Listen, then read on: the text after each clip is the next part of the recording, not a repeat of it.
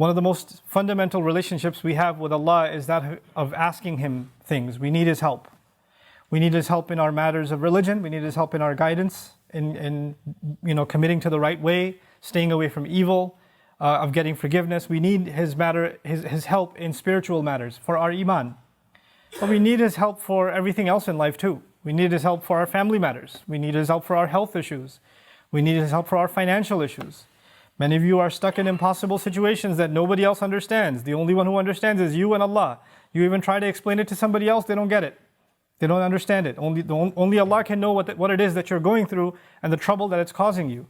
And so all of us are in one state or another in some kind of difficulty. Allah Himself describes the reality of human beings. لَقَدْ خَلَقْنَا الْإِنسَانَ فِي كَبَدٍ. We created the human being in exhaustive labor. Either you're mentally exhausted, emotionally exhausted, materially exhausted, workplace exhaustion, you're physically exhausted, tormented, your health is exhausted, your age is exhausted, your wits, you have a problem, you can't find it, you tried this solution, no solution is working, your creativity is exhausted. Part of our relationship with Allah is we want to be able to ask Him to solve our problems, to ask Him for the things that we need. One of the most important secret ingredients that you and I need to be able to ask Allah successfully whatever we want. And we all have things we want. And those are secrets between us and Allah. But if you're really going to be able to ask in a way that you're truly hopeful that Allah Azza wa Jal will respond to what you're asking for, there are some things that have to be in place. And one of the most important things that the Quran keeps highlighting that has to be in place is that you and I have to ask Allah to forgive us first. You have to ask Him to forgive us first. Before you ask Him anything else that you want or I want, we need to be able to genuinely ask Allah to forgive us.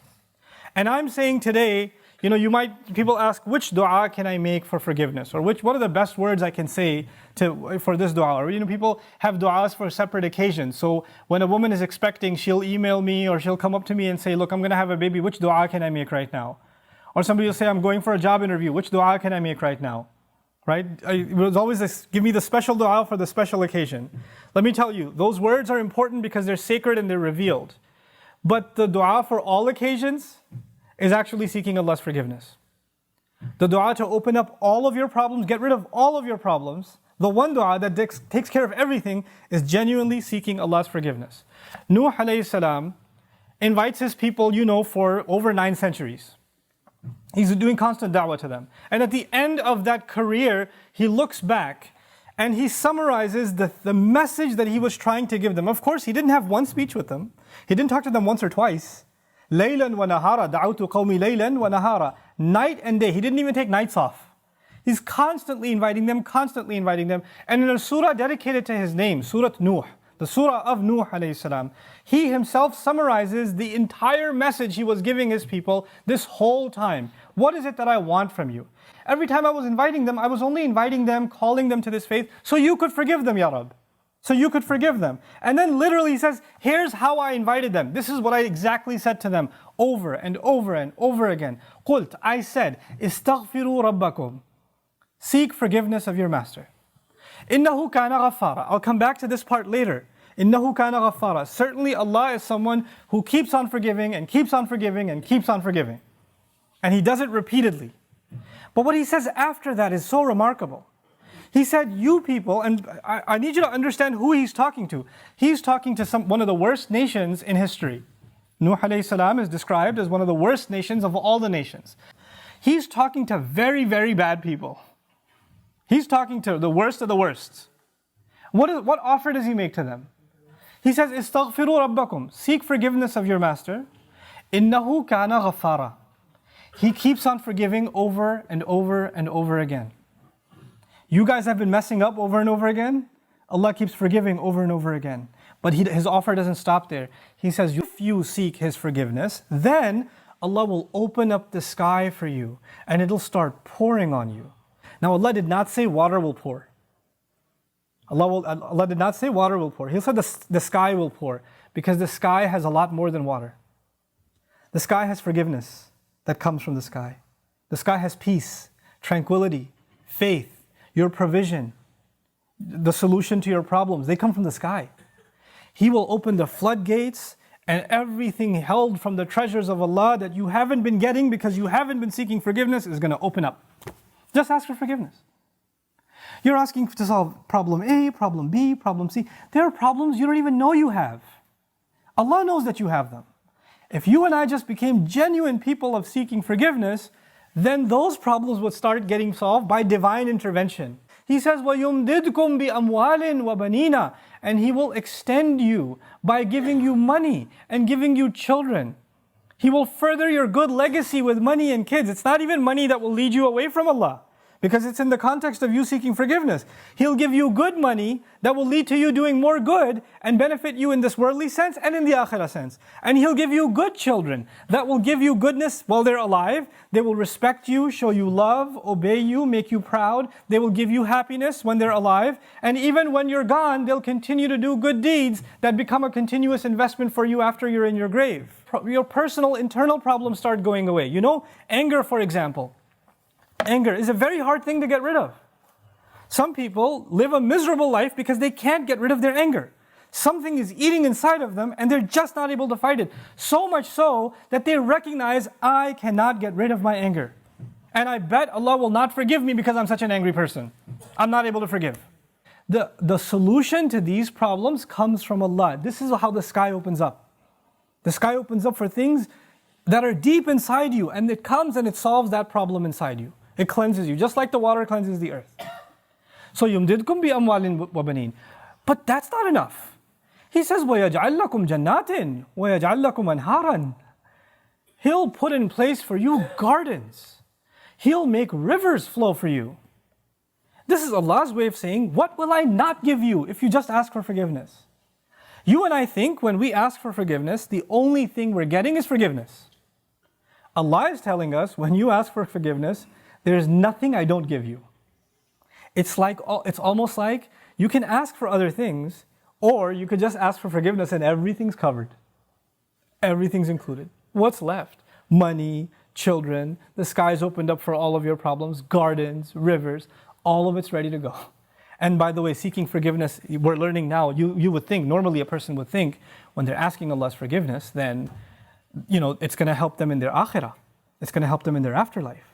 These ayat are telling us, no, Allah is not only going to help you in your akhirah, He's going to help you where? In this dunya. But we still haven't gotten to how do you do it. There's the artificial kind of seeking forgiveness, astaghfirullah, astaghfirullah, astaghfirullah, astaghfirullah. It's just rolling off your tongue. There's a seeking of forgiveness by the tongue, and there's a seeking of forgiveness by the heart. If you're going to seek Allah's forgiveness, you have to find a time, and it doesn't matter if you don't know Arabic, and you only know Punjabi, and you only know Bangla, or Bahasa, or English, or it doesn't matter. You speak to Allah, and you genuinely admit to Him what you've done wrong, and don't make excuses. It's really hard to do that. Because even when you stand in the mirror, you lie to yourself. You tell yourself, I'm not that bad. I have reasons for what I did. I have justification. I've been through a lot. But when you're going to come in front of Allah, you have to forget about justifying. Because all of your justifications, He knows them already. He knows what you were going through. He knew it was a tough time. He knew that this was overwhelming you, that was overwhelming you. I was under a lot of stress, Ya Rab, that's why I drank. Don't give Him the reasons. He knows your reasons better than you do. You need to come to Him openly, without any filters, without any hesitation, with no guard, with no shame. Like you're embarrassed to even admit this to anyone, but until you completely, openly admit to Allah how messed up you've been and how you've messed up, completely openly. And as you do it, let me tell you, as you start verbalizing those things, I would be hard pressed to think tears are not going to roll down your eyes. It's impossible for a human being to open up so vulnerable before Allah, before anyone, and especially Allah, to open up so much and then not believe, not have tears roll down their eyes, because it's a moment of weakness. To the world, you have to show yourself as strong and confident and you're just fine. Everybody sees you and thinks everything's okay. But the only one who gets to know nothing is okay, there's a lot of problems, is Allah. And you have to open up to Him completely, and then you're going to be in a position to ask for forgiveness. Then you get to beg in sajda. Then it turns into something else. Then it's not just astaghfirullah, astaghfirullah, astaghfirullah. It's a real conversation with Allah. It's a real confession with Allah Azza wa Jal. That's a powerful, powerful thing. Try it for yourself. You have to find time alone to yourself. You have to make sure nobody else is listening. You can't even do it in the middle of the night. You get up from the bed, the wife is still in bed, you sit on the side of the bed, Ya Allah, forgive me, and she's listening. You can't do that. Be in the car by yourself. Doesn't matter. Be somewhere alone. This is just your time with Allah. Your alone time with Allah. And verbalize it. Hear yourself say it. There's one thing to just whisper it. And if you're just going to memorize a bunch of du'as in Arabic and you don't even know what they mean and just recite them, your heart isn't speaking them, your tongue is speaking them, then you're not seeking istighfar yet. May Allah reward you for the dhikr that you're doing, for every harf that you're reciting, but that's not istighfar. Istighfar is something else. And when these tears come down, when this starts opening up, then the sky opens up. That's when that opens up. There's a connection between those two things. The last thing I want to share with you, just having hope with Allah. And for some people, it's very hard to accept that Allah will actually listen.